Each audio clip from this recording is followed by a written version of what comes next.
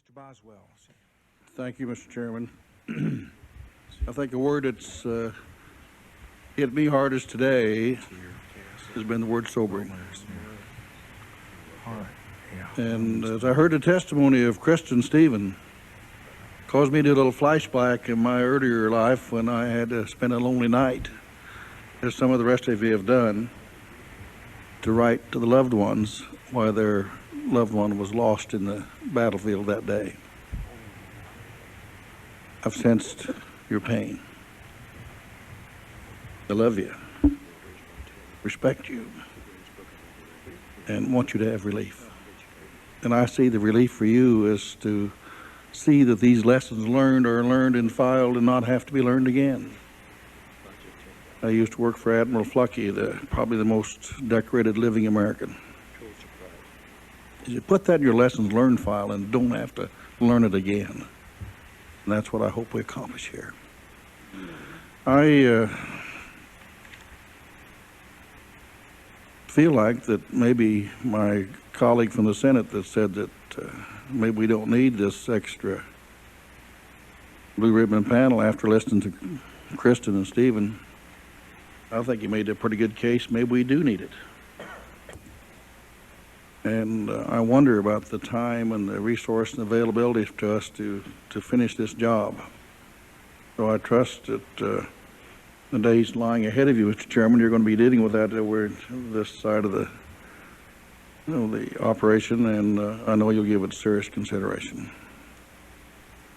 A couple of questions, Ms. Hill, that I might ask, and I'll just ask them all, and then I can refresh if you need them. But I assume you have, or do you intend to have further statements of fact as we go forward from here today?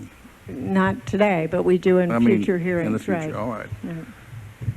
Would you want to elaborate a little bit on what, or could you, what agencies had the responsibility to respond to the warnings? We've heard so much about the warnings for 2 or 3 years. Would you have any comment from your research and your study that who should have been responding? Military? Who? Well, it would depend on what you mean, a warning from the intelligence community or the reports. I mean... Well, a combination. Did we fail as part of our lesson learned, if we can, in the area of maybe there should have been some responses going out to somebody else? Well, some of this information was disseminated further, some was not disseminated. Some, for instance, that we talked about, some went to the FAA in certain cases, and then they in turn would put out a warning. For instance, I talked about the one instance of the terrorist attack to commercial private industry. So it depends on the nature of what the threat was and who they would warn.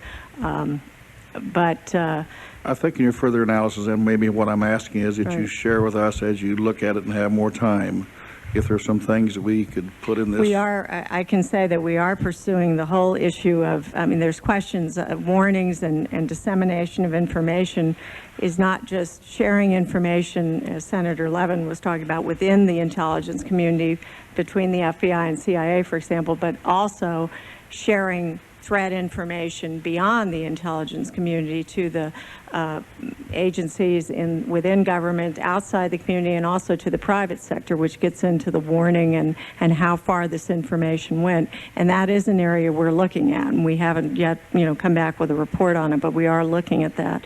And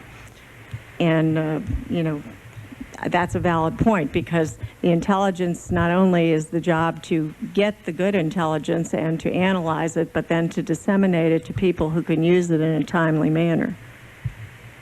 So.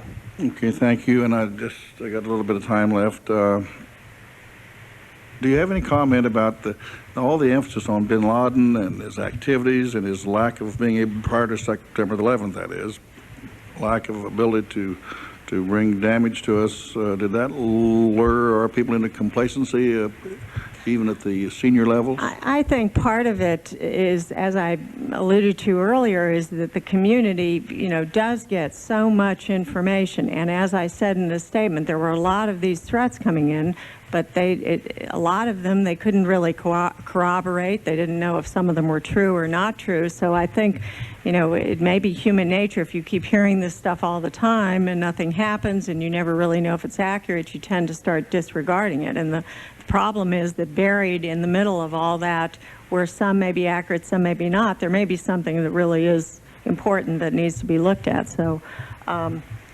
it may be that when the threat level was very high and all the chatter was coming through, it was hard to distinguish what was really legitimate and something they needed to be concerned about. Well, thank you very much. My time is up. I appreciate the hard work that you've presented to us, the straightforwardness, and I'm looking forward to what you further have to say as we go on from here. Thank you.